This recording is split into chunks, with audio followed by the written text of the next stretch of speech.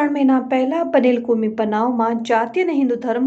વિરુદ્ધ ઉચ્ચારણ કરી હિન્દુ યુવાનો પર લઘુમતીના ટોળાએ કરેલા હુમલાનો મુખ્ય સૂત્રધાર સલમાન ઉર્ફે બુચિયો હાઈકોર્ટમાં આગોતરા જામીન ન મળતા પોલીસ સ્ટેશનમાં સરેન્ડર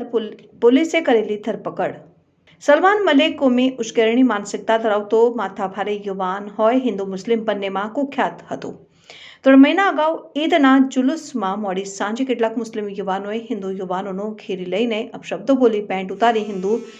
દેવી દેવતાઓ વિરુદ્ધ અભદ્ર ગાળો બોલી હતી અને તેમાં સામસામા ટોળા જામી ગયા હતા અને જેમાં જિલ્લા પોલીસ વડા પાદરા દોડી આવ્યા હતા અને પાદરા ધારાસભ્ય સહિત ભાજપ અને હિન્દુ આગેવાનોએ પોલીસ સ્ટેશન પહોંચ્યા હતા અને સંપૂર્ણ ઘટનામાં 14 આરોપીઓ સામે નામજોગ અને 20 અજાણ્યા ઇસમો વિરુદ્ધ ફરિયાદ દાખલ કરી હતી, જેમાં મુખ્ય આરોપી સલમાન મલેક ઉર્ફે બુચિયો છેલ્લા 3 મહિનાથી નાસ્તો ફરતો હતો અને છેલ્લે ગુજરાત હાઈકોર્ટમાં આગોતરા મુખ્યની માહિતી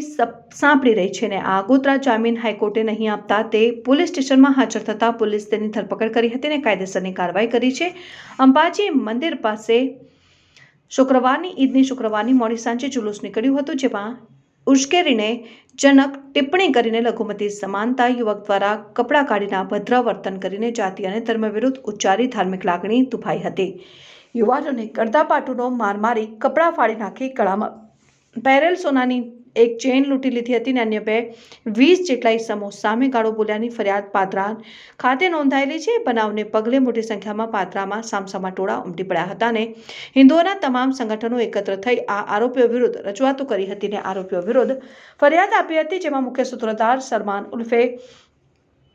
સલમાન મલેક નાસ્તો ફરતો હતો અને જેમાં તેને છેલ્લે હાઈકોર્ટમાં આગોતરા જામીન મૂક્યા હતા અને આગોતરા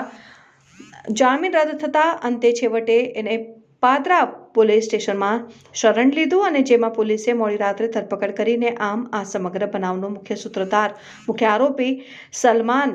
મલેક ઉર્ફે બુચિયો 3 મહિના પછી પાદરામાં થયેલા કોમી અશાંતિના બનાવમાં મુખ્ય સૂત્રધારની ધરપકડ થઈ છે। હજી અન્ય 20 અજાણ્યા આરોપીઓની ધરપકડ પોલીસ હજી સુધી કરી શકી નથી, ત્યારે અનેક સવાલો પોલીસ સામે થઈ રહ્યા છે। શું પોલીસ અસામાજિક તત્વોથી ડરી રહી છે કે આવા તત્વોને છાવરી રહી છે તેવા સવાલો પ્રજા કરી રહી છે।